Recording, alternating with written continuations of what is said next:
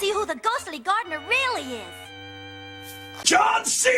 Zootopia 2 has certainly been the talk of the town, hasn't it? After all the years we spent talking about Disney's inability to make a good movie, this one finally went the distance and against all odds, put out something of actual quality. A properly structured plot with balanced pacing, genuine character building with modest relationships, a compelling theme that's properly supported by the writing quality of the movie, jokes that are actually smart and not juvenile entertainment for toddlers, and a villain who's actually menacing and complex. And its efforts were very well rewarded, not only being the highest grossing animated film of all time, if it wasn't for that random-ass Chinese one, but also breaking a bunch of other milestones. But there's one puzzling element about the movie regarding all this success because it involves something that doesn't sound like it should have worked. I said before that its villain was actually well executed, but the real puzzle is how it managed to do that by being a twist villain, which brings me to the topic of the day. Disney twist villains have pretty much been an ongoing subject of ridicule since all the way back in 2013. Hans from Frozen was the start of one of the most infamous trends currently plaguing the company, and every time they did it, it just seemed to get worse and worse and worse. So you can imagine how much of a shock it was that they managed to make a good twist villain in Zootopia 2, which actually gave me a pretty interesting idea for a ranking video. That's right, it's time we figure out the real quality of each of Disney's twist villains. It's no secret that a lot of them are lame, but it can still be fun to figure out which ones are more lame than others, or which ones could actually be good. But let's try to set some ground rules first. In order for a villain to be considered a twist villain, there needs to be some sort of shock or surprise to the revelation that they're villainous characters. It can't be someone who was blatantly and obviously being set up to be a villain from the start. Clayton, for example, doesn't just start being a villain out of the gate, but he doesn't really count as a twist villain because of how obvious it was the writers were leaning towards him being the villain. Like, I don't think the filmmakers were trying to do some sort of big shocking twist with him during the process of writing the story. Secondly, the twist doesn't have to be exclusively near the end of the movie like in the third act. The twist can actually be as early as the middle of the second act, a point when we're far enough into the story that the writers can start developing the villain, or making a grandiose reveal of their true intentions. Thirdly, in order to qualify as many twist villains as possible, I decided that the reveal of them being a villain doesn't have to be the only factor of them counting as a twist villain. The mystery can also come from which of the characters is gonna find out first and how they're gonna react to it. Similarly to how they handled Nolan from Invincible. He was revealed to be a villain in the very first episode of the show, and the twist came from how he'd be able to keep his ruse hidden long enough before he was discovered. Just to make sure I don't exclude characters like King Candy or Tiberius Rourke. Villains who don't try to sell you on the shocking twist that they're a villain, but how their hidden status as a villain can affect the story. Finally, I decided to include twist villains from the Pixar movies and not just limit it to the main animation studio. Unlike my ranking of the sequel villains, I feel like it'd be better to feature villains from both Disney and Pixar. You can make the argument that these villains are made by separate studios, but I feel like it'd be fair to join them together, since they do work in conjunction with each other and have more or less teamed up in terms of how they try to ham-fist this trope into their stories. So how does one of Disney's most infamous tropes truly fare when you put it all together? Let's find out by definitively ranking their twist villains. It's a long and bumpy ride, so let's get started. You're a fucking disappointment.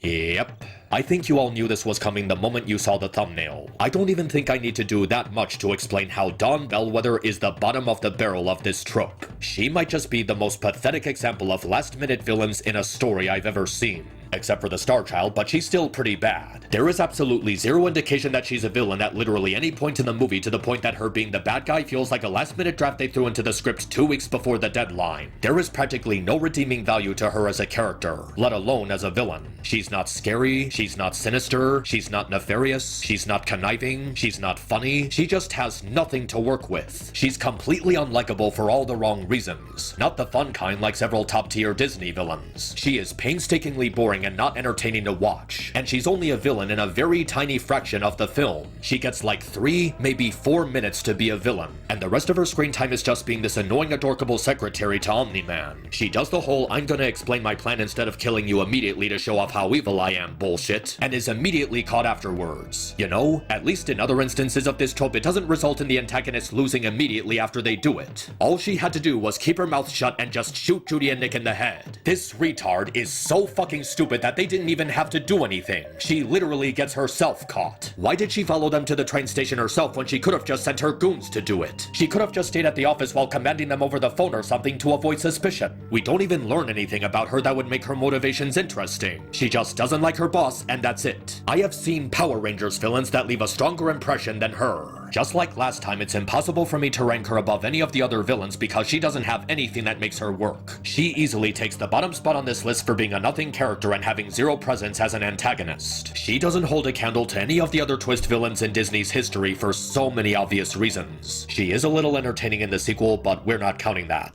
I'm you from the future. Ugh, I hate time travel. I suppose I have to be fair towards Lightyear for having the decency to introduce its twist villain earlier than, I don't know, the last 6 minutes of the movie, but that's hardly anything worth crediting. You remember that thing they did in Toy Story 2 where they joked about Zurg actually being Buzz's long-lost father, which was basically just foreshadowing Disney's plans to butcher Star Wars? Honestly, that would have been more acceptable than what we actually got. In a lot of cases, the villain tends to be the best part of a Disney movie, even if the movie itself isn't good. But this is one of those rare cases where the villain isn't just bad, but they actually make the story worse. It's already ludicrous enough that they had to do some sort of time travel bullshit for an uninspiring twist that the villain is just a future version of the main character, but he's also completely uncompelling and operates on the most backwards logic. His motivation of wanting to remove everyone from the happy lives they built for themselves because he wants to feel like a hero correcting his mistake is ridiculous. And it doesn't even make sense, not just because of the possibility of causing a time paradox, but because it contradicts how smart he's supposed to be.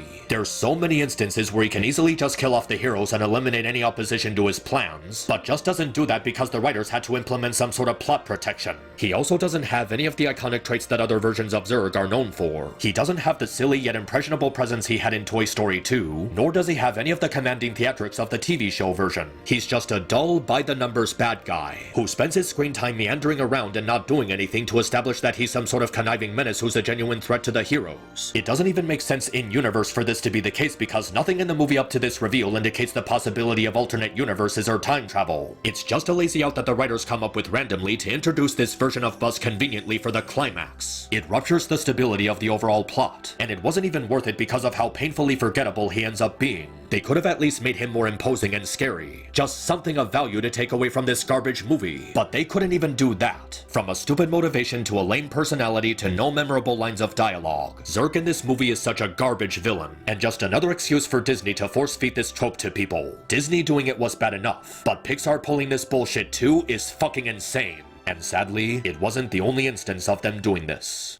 I am going to hypnotize you. Stare deep into the illusion in the center of your screen. Honestly, guys, what can I say about Evelyn Dever that hasn't already been said? Even if you think The Incredibles 2 is a good movie for whatever reason, you still can't defend how abysmal she is as the screenslaver. At least the twist villain from Cars 2, spoilers for later in the video I guess, was bad in a way that was actually kinda funny. Evelyn isn't even entertainingly bad. She's just trash. Everyone and their grandparents has ripped every single aspect of her to shreds. From the fact that her actions throughout the movie make no sense because they're counterintuitive to her end goal, to the fact she didn't have to do jack shit because supers being illegal was already a condition in the film's world, to her childishly blaming supers for the death of her parents when it was clearly the government's fault for making them illegal, to her being a dumbass parallel to how Intelligence Syndrome was, even going into the whole stupid monologue they openly mocked in the first film, to her plan only getting as far as it does because they had to artificially lower the IQ of the other characters, thus making her intimidation factor artificial, all the way up to her argument about people being over-reliant on supers making no sense because for the last 15 years, there were no supers for them to even look up to because they were illegal. And what makes it even more embarrassing is how at first, she's actually a pretty interesting villain with a compelling motivation.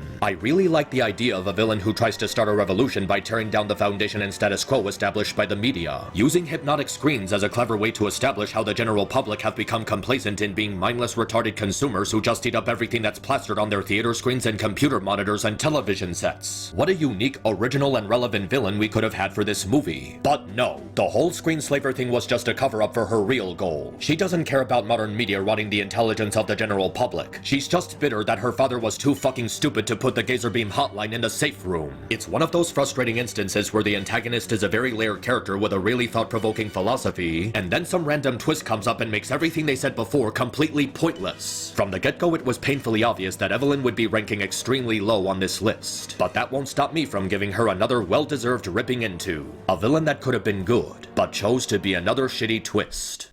Every villain is lemons. Sometimes I look back on this trilogy and I think to myself, What the hell are we even doing? Cars 1 was a simple story about racing and passing down knowledge to a new generation. Cars 3 was a simple story about racing and passing down knowledge to a new generation. Cars 2? Well, it's about an elite organization of spies foiling the plots of mass-murdering terrorists who are planning to sabotage a new form of energy and force the industry to use fuel as an act of revenge for discriminating against lemon cars. Even though the main villain is a multi-billionaire who can easily solve the problem using his expansive wealth. Wait, what?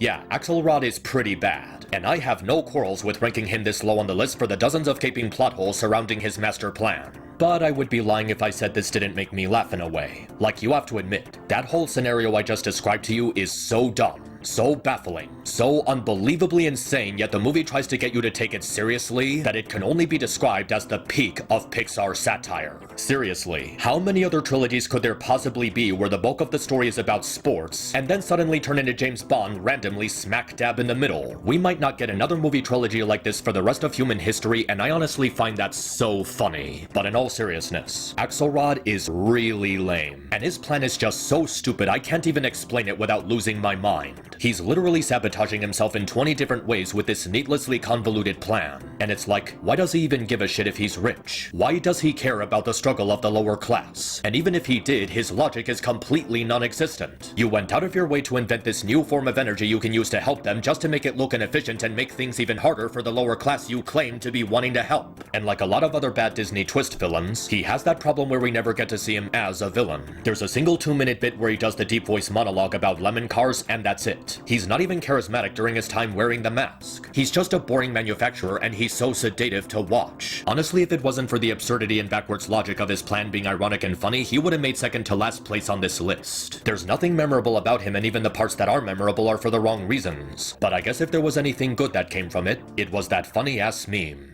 That mistake was his mistake. Oh, brother. Talk about a character's entire image being ruined with one line of dialogue. Robert Callahan could have been a good sympathetic villain. Maybe even a good twist villain. The clues are ambiguous enough to make it so you don't have a definitive answer to who's controlling the microbots. And his behavior in the opening is inconspicuous enough to avoid suspicion. And even if you can figure out it's him right away, he seems to have a genuine motivation. Wanting revenge against the CEO who carelessly got his daughter trapped in a wormhole after he was warned multiple times about the danger. It makes for a good contrast between himself and Hiro, showing how a support system can make or break how a person deals with grief. But then he just has to tell Hiro straight to his face that he doesn't care he got Tadashi killed. Seriously? We're supposed to view him as a victim, yet he shows no remorse for another victim as a result of his actions. Just something to humanize him. Have him say that wasn't supposed to happen, or I'm sorry he died. Just something to show that he has some remorse for the fact his revenge got an innocent person killed. This one line of dialogue completely collapses his goodwill, turning him into a generic one-dimensional villain in a kid's movie who isn't allowed to develop beyond I want revenge, he said. Not to mention how much of a whiplash his character ends up being after the reveal. He goes from being a normal mentor to a bloodlusting murderer who doesn't care about the consequences of his actions with no build-up. Where is the transition in that? And he ends up being so stupid during his time as a villain. If you really want to kill him so badly, why don't you just shoot him? There is no reason for this slow dumbass build-up to you tearing down his company because it gives the heroes enough time to show up and stop you. And for that matter, why did you just assume that your daughter was gone with no way of getting her back? Why didn't you just replicate the wormhole effect and try looking for her? You literally do this at the end of the film.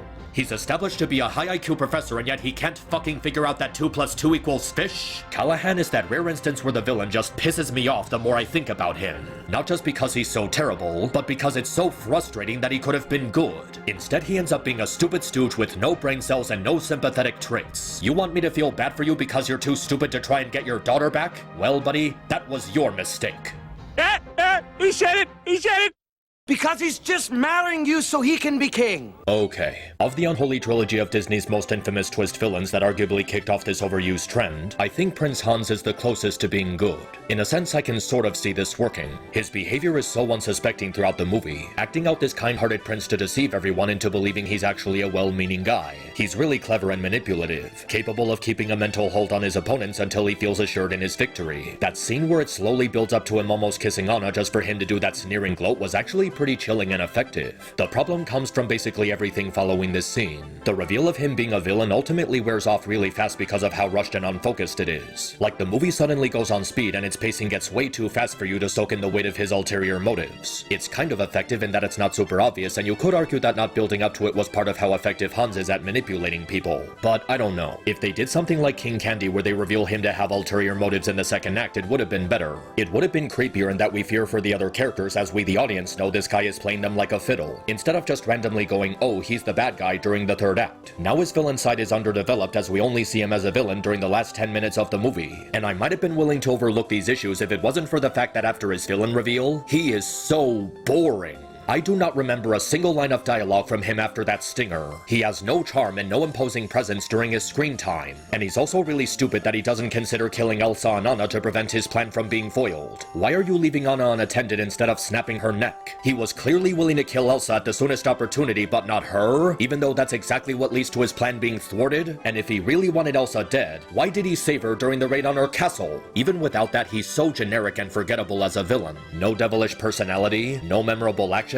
He just wants to be king, and that's the baseline for his role in the movie. It might have worked better if they made him slimier and less dumb, but he's so by the numbers and mediocre. He's far from the worst one, but still not an effective twist villain, and definitely not a good kickstart for this trend. Or was he? I am the spy. What? I was so desperately hoping I wouldn't have to talk about boring-ass Robert Candler again. I briefly mentioned him in a previous video where I ranked him amongst the weakest of Disney's sequel villains, and one thing I touched upon was how he could qualify as the OG Disney twist villain. Maybe Pixar did it first with Stinky Pete, but this was the pure Disney side with no collaboration with Pixar. A part of me was like, I really don't have to talk about him again, do I? He's just a one-shot villain from the TV show that Disney lazily slapped together with 2 other episodes in an attempt to make it look like a feature-length movie. That's what Tarzan and Jane is. A dumbass advertisement for the TV show, with maybe 5 minutes of original animation regarding that stupid anniversary party. But technically it's labeled as an official sequel to Tarzan, and Candler technically acts as a twist villain, so I guess I have to talk about him again. What joy. He's a spy working against the British who looks up Jane to find a music box that holds secrets against the country. Oh yeah, I'm sure that's what the original movie was setting up with no ass pole. And he also just serves as an annoying third wheel for a shoehorn love triangle between him, her, and Tarzan. Because of how rushed the story is, we never get to see him develop as a villain, much less a character. He just randomly goes, ha ha, I'm a bad guy, and that's his character for the rest of the episode. Oh, I'm sorry, the rest of the movie. It also makes zero sense for Tarzan to be jealous of this guy. There was literally zero indication that Jane was romantically interested in him. It's just an excuse for them to pad out the conflict. I guess something that separates Candler from the villains ranked below him is that there's an attempt to make him more layered. They try to give him some sort of redemption arc where they go, see, he's not such a bad guy after all, but it hardly has any value. Candler shows no regard for Jane's well-being throughout the entire storyline, and then he just suddenly goes, oh no, she's my old friend, I have to rescue her. There's no build up to this shift in his character, so his redemption falls flat. He's really uncharismatic and boring, so he's not even fun to watch. Just another disposable addition to the twist villain scrap pile. And I'll be damned if for whatever reason I have to talk about this guy a third time.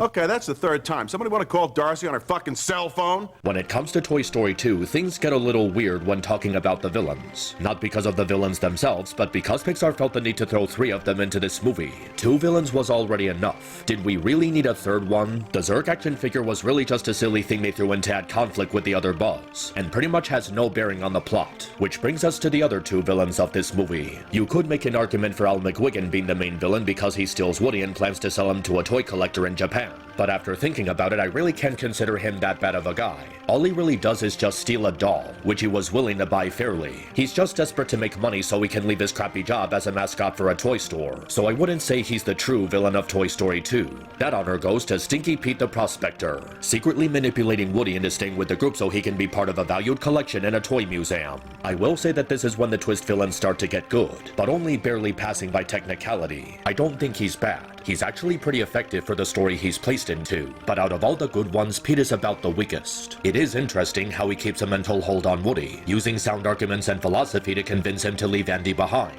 He actually seems to care about Woody and Jesse and how the abandonment of their owners would affect them, wanting to save them from that solitude. But as it turns out, it was all a ruse because he was bitter about always getting outshined by space toys. In a dime store, no less. In that case, you do empathize with his situation. He just wanted to be loved by a child but was constantly being upstaged by the current trend. The problem comes from how, once again, the villain side of this character feels undercooked and not in the movie long enough. His personality also feels kinda bland. Just a bitter old man starved for attention to the point it feels abrupt. His transition from a calm mentor to a crazy axe murderer who's willing to chop Woody in half also feels random. I feel like the movie could have done something else to build it up better, like maybe reveal him to be a villain in the middle of the second act. He's definitely a lot better than the ones ranked below him, but he's far from being among the strongest of Disney's twist villains. But if he was a good twist villain, it serves as a good sign that it'll get better from here.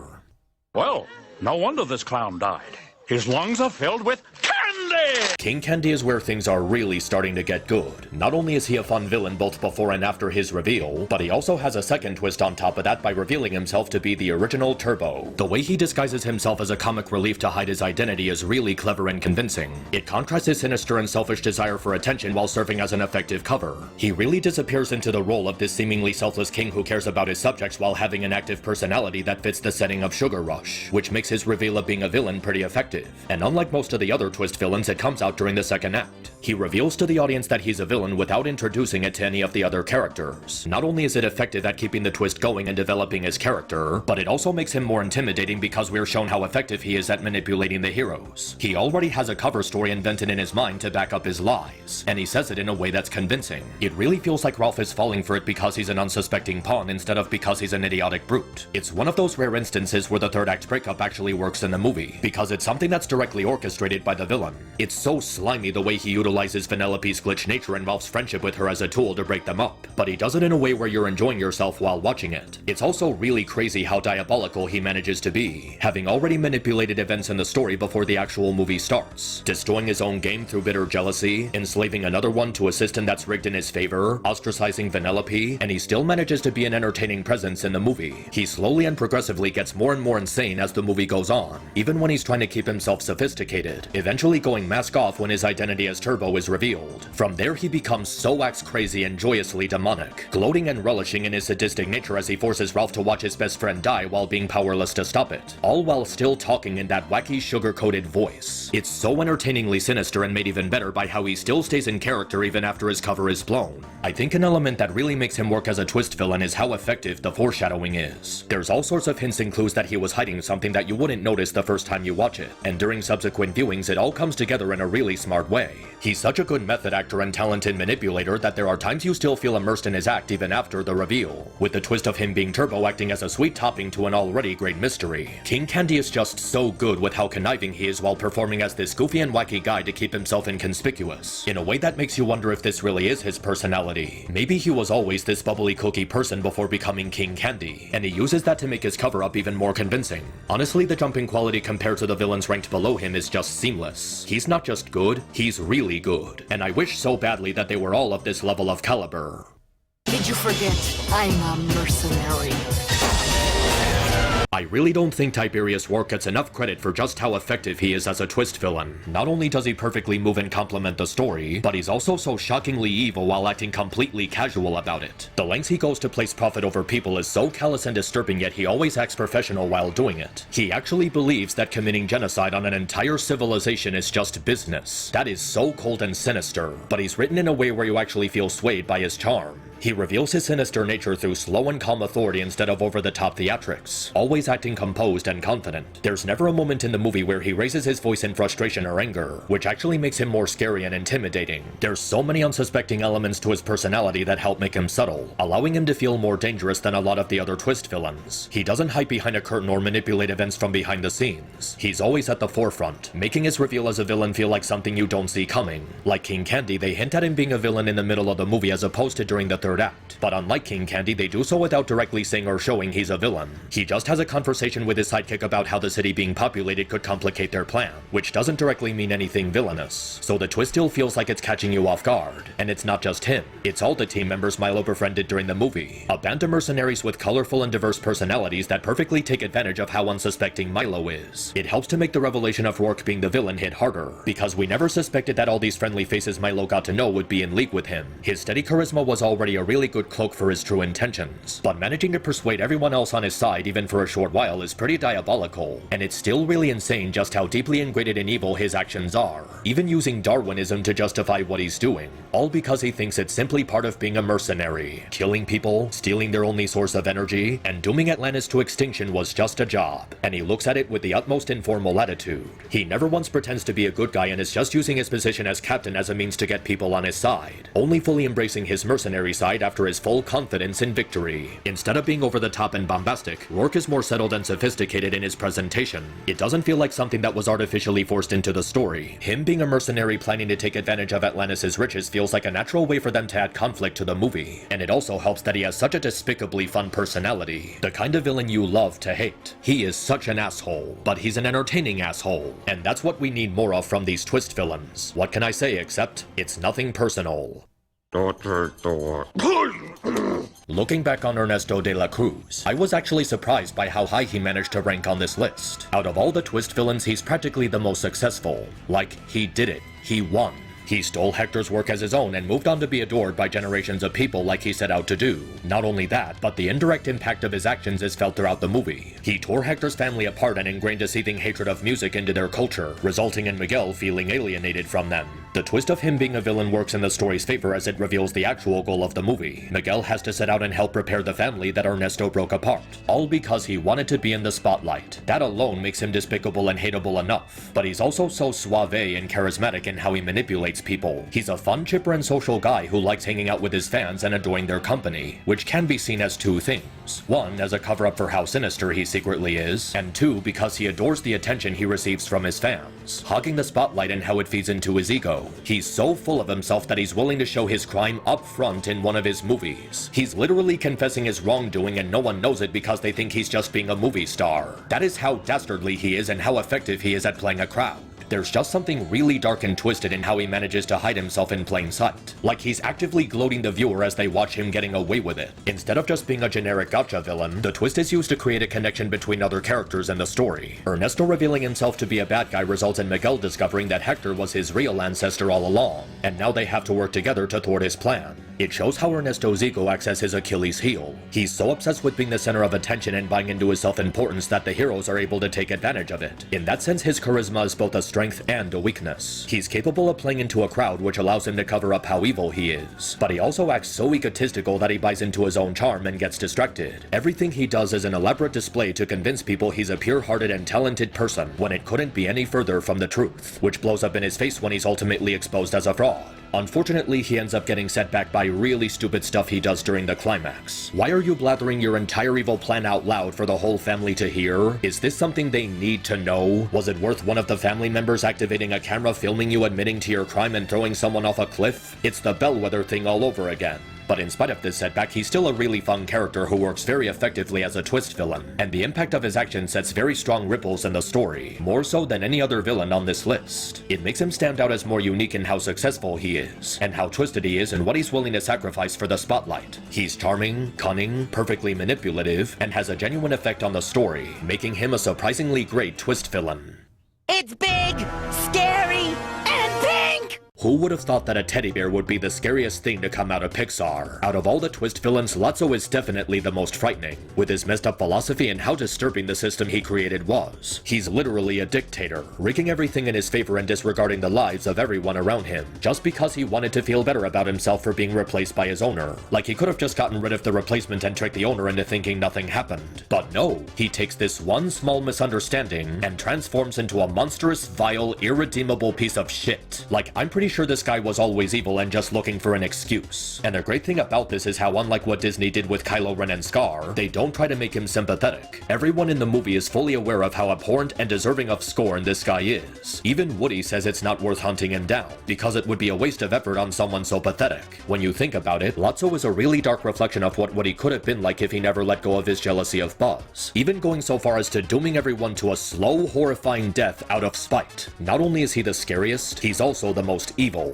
I think we tend to underestimate how demonic and hellish he is compared to the rest of the lot. Oh, Ernesto poisoned a guy and threw a kid off a cliff to maintain his fame? Lotso tortured people for years and tried to graphically kill them over getting inconvenienced by his owner. But there's more to Lotso than just how evil he is. It's also his conniving personality and methods of manipulation. He acts so unsuspectingly kind-hearted, using the atmosphere of Sunnyside as a tool to convince Buzz and the others that he has good intentions. Even during the scene when he finds his minions tying Buzz to a chair, he's still acting all kind and considerate. There was no reason for him to do that because he already had Buzz trapped, but he still wanted to play into his manipulative act specifically to mess with him. That is so entertainingly screwed up. He just relishes in manipulating people because he gets a sick kick out of it. He didn't even need to do the whole nice guy persona because of how much control he had over the daycare, but he still does it anyway. He is just that sadistic. There is not one single feel sorry for me vibe in this pathetic piece of shit. His despicable, deceptive, and cruel nature combined with his petty false worldview makes him one of the all-time great Pixar villains. He holds so much imposing power over the course of the movie, and uses his messed up philosophy about how toys are ultimately disposable to great effect. He may not be the best overall twist villain, but he's definitely the most sinister. A haunting reminder of how deceitful appearances can be,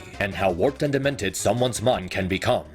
We love the company, the company, the company, the company. I think it's safe to say Henry Waternoose does count as a twist villain. Nothing in the movie's marketing ever indicates he's gonna be a bad guy, and it would have been really obvious too. Come on guys, just because he's the CEO of a multi-billion-dollar company doesn't automatically mean he's gonna be the villain. It's a Disney movie, not real life.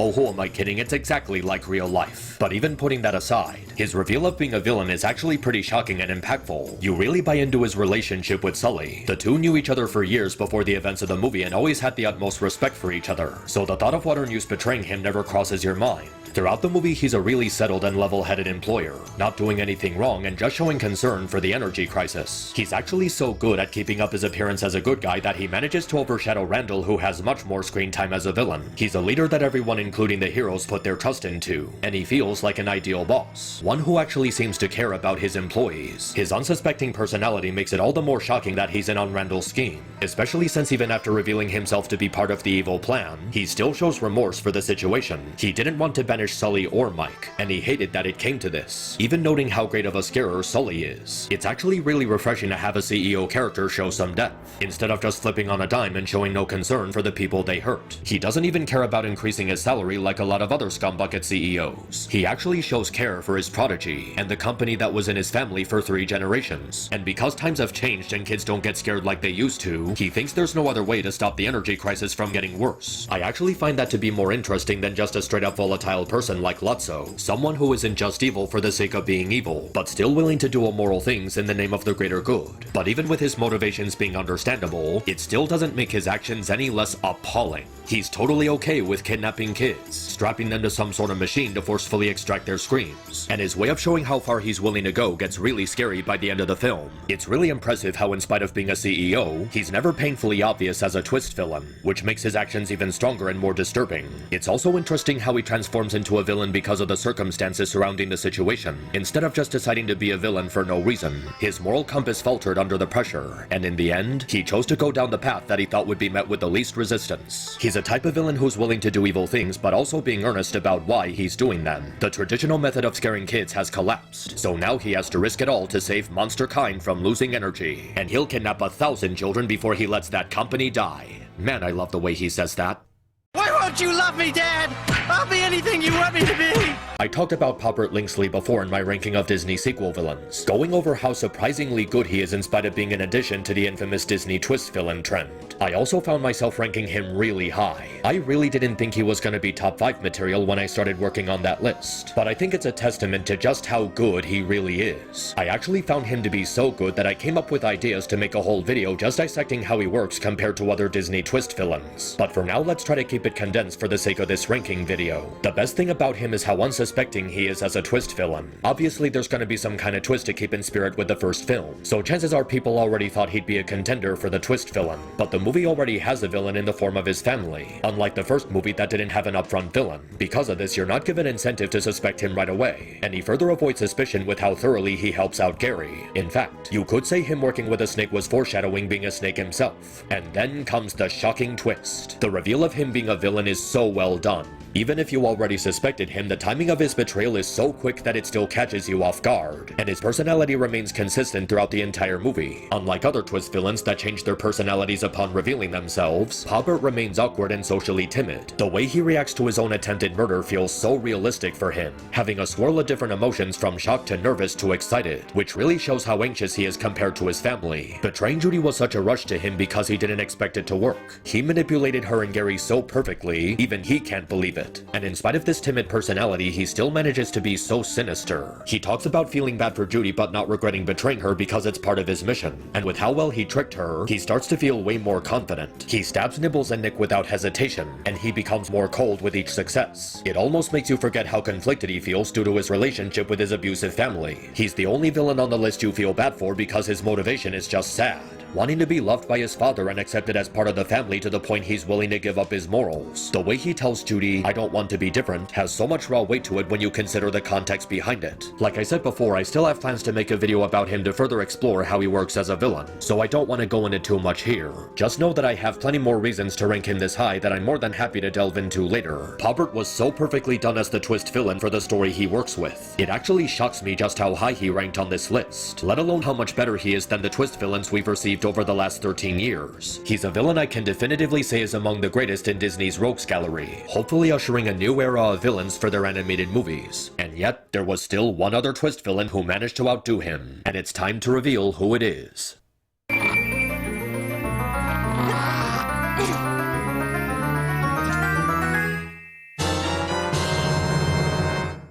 Want that booty, Jimbo! Yeah, I think we all knew he wasn't gonna be topped. John Silver from Treasure Planet is the perfect Disney twist villain in every way. The golden standard for how to approach this trope and a character to take notes from when writing not just a twist villain, but a villain that the audience can truly sympathize with. Unlike Pobert, who remains sympathetic but chooses to remain a villain, John Silver has a much more human and grounded direction to his character. He's a villain during most of the movie, but as the movie progresses he becomes more human through his connection with the main character. Until finally, he makes the decision to give up on his ambition for something even greater. This character is loads of fun to watch. His personality has so many different layers to it that it's kind of impressive how well the story manages to find a proper balance between them. He's so outgoing and expressive, suave and humorous while having a sense of charm to his mannerisms. His way of speaking and range of expression is so out there compared to his simple design, which adds a creative element to his body language and his interactions with the other characters. He always comes across as a really open book kind of villain, where they perfectly capture what he's feeling and how he struggles with the hardships he had to endure in pursuit of the treasure. And because he does such a good job conveying what's on his mind, it makes it a lot easier for you to sympathize with him. Every detail on his face throughout the movie is so perfectly unorthodox, making his emotions so believable and pure. Whether it's his soft side or when he's taking charge as a cutthroat pirate, it's really mesmerizing to see how he commands his time on screen. His time as a villain is also very well done. He still has that determined and ruthless interior that makes him stand out so much from the rest of the cast. They combine that expression and sense of humor very well with his leadership among the pirates, and because of that he remains a legitimate threat while having a consistent personality throughout the movie. You never get the impression he's flipping his emotions and feelings on a dime. He remains in character in every aspect of the conflict. With how he holds power over the other pirates, even the ones larger than himself, it shows how he has their respect while also commanding them through the fear he instills on them. He's also really calculated with how he plans things, which would explain why he doesn't try to take over the ship immediately. Everything has to happen a certain way to obtain the treasure with the least resistance, which would explain his concerns for Jim, or why he was upset about Arrow's death. It shows how he's not a wasteful villain and doesn't just want to kill for no reason. He's pretty resourceful and keeps a collected mind. He's properly reserved but also capable of being pretty scary, making him a really fun villain when he's butting heads with Jim.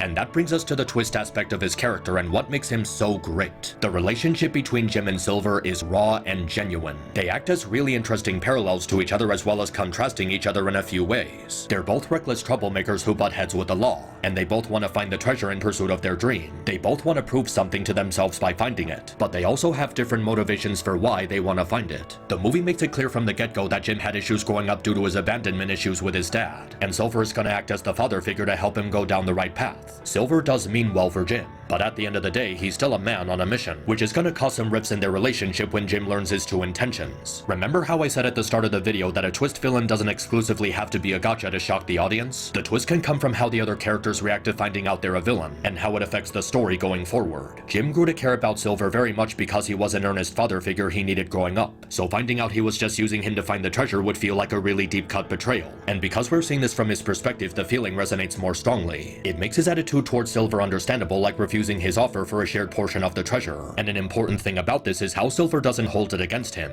He knows that he hurt him and wasn't expecting forgiveness. Just another thing he gave up chasing after his dream. What really makes him work as a sympathetic villain is how the writers nail his duality. We know that he's dead set on finding the treasure at any cost, even sticking to his plan to slowly gain Jim's trust before the planned mutiny. Yet he never shows or feels any malice towards him. He's sincere in his friendly and helpful nature and finds himself opening up to him more after learning about his father. It's handled in a way where we're not entirely sure what he's driven by. Is he really just using Jim for the treasure? Is he actually starting to care about him? Or could it be both? It paints a clear and sensible window into his moral struggle, and how he tries to hold on to a sense of honor in spite of his end goal. And the pacing of their relationship is never too fast. It's very steady to paint a more realistic idea of how someone like Silver would eventually present his softer side to someone. It's why that speech he gives to Jim feels so meaningful. We see Silver truly pouring his heart out to someone with something else in mind instead of the treasure. The writers perfectly nailed a fine line between a hardened cutthroat pirate and a genuine caring guy, so he never comes across as manipulative. His partnership with Jim works so well because he actually means the stuff he says about him, even when he's trying to keep his cover. And the liar revealed thing they go for happens in the middle of the second act, giving the relationship more time to develop. We know that Silver is up to no good, but his earnesty towards Jim allows you to care about him even when he starts to do bad things. He even refers to him by his full name, James Hawkins, instead of using one of those silly nicknames he gives him at other points in the movie. That's how you know the respect he holds for him is real and not part of an act. The sincerity of it is supported even more by every interaction between them afterwards, including that one part where he has a clear shot at Jim but he doesn't take it. It's an incredible bit because it shows how he's a capable threat, but he simply chooses to not throw away his relationship with Jim because it actually means something to him.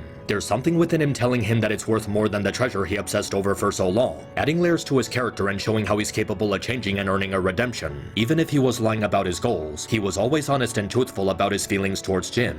You can tell that he's hurting because what started as a simple mission to find Flynn's treasure became an opportunity to become a fatherly figure to a son he never had, and he ends up blowing it multiple times. It could be that one of the things he gave up chasing the treasure was the prospect of having a family, and being reminded of that sentimental value through his time with Jim made him happy. When Jim tells him about his dad, he understands the seriousness of the situation, offering a sense of guidance he should have been given during his youth. After feeling like a failure after all his setbacks, Jim is told by Silver that all he has to do is pick himself up and try again. After all those years of having no one to encourage him, those simple words were all he needed to try again, even surprising Silver with how much he needed it. Silver probably sees a piece of himself inside of Jim, someone that he used to be, and he wants him to turn out better than himself instead of letting his obsession put him down a bad path. Just being there for Jim was his chance at redemption. It's so humbling how he was giving Jim that guidance he was yearning for, and it shows how in spite of his status as the villain of the movie, he was never evil or that bad of a guy, just a man who got caught up in chasing after a dream. And it creates a real sense of tension during the climax. Will Silver redeem himself, or give up his relationship with Jim for his own dream? Of course he ultimately gives up the treasure to save Jim, but the brilliance of his character development is what makes it so cathartic. He is indeed a villain at heart, and the tension within his heart is he's gone soft, and it becomes the main point of the movie. Why has he gone so soft? How is it that a simple bond with this young man he barely knows affected him so much? And that leads into what may be the real twist of the movie. John Silver, the villain, is the one who actually grows as a character over the protagonist. He's the one who goes through inner turmoil and struggles, and he's the one who has to make a critical decision at the end of the movie. Instead of focusing on how evil he is, they focus on how human and flawed he is, playing playing the leader of a band of cutthroat pirates as well as a mentor to a young man who reminds him of himself. They both grow by each other over the course of their adventure, and Silver grows to genuinely care about Jim.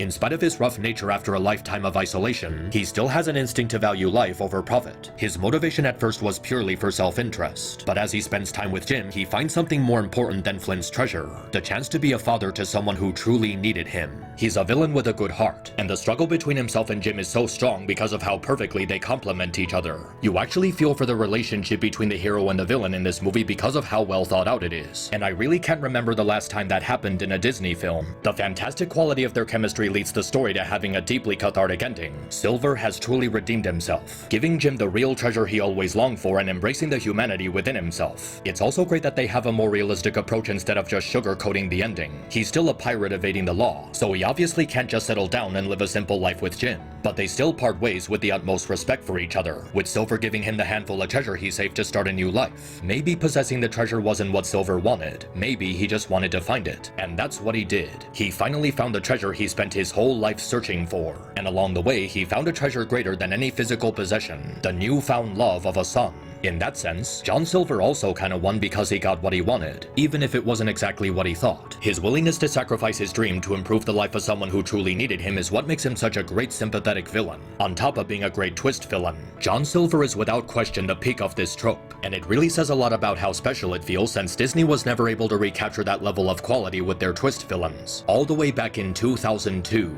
It's probably why it's best for Disney to try and give up doing twist villains. Not so much that it's overused, but because we're just never gonna get another one on par with John Silver. From the moment he first appears as a sinister shadowy figure, all the way up to that final shot of him looking down on Jim as a cloud in the wide sky of space, John Silver is truly the best twist villain in Disney history, and also just a fantastic villain in general. And he's only one of the many things that helped make Treasure Planet a timeless treasure. So until next time, stay cool.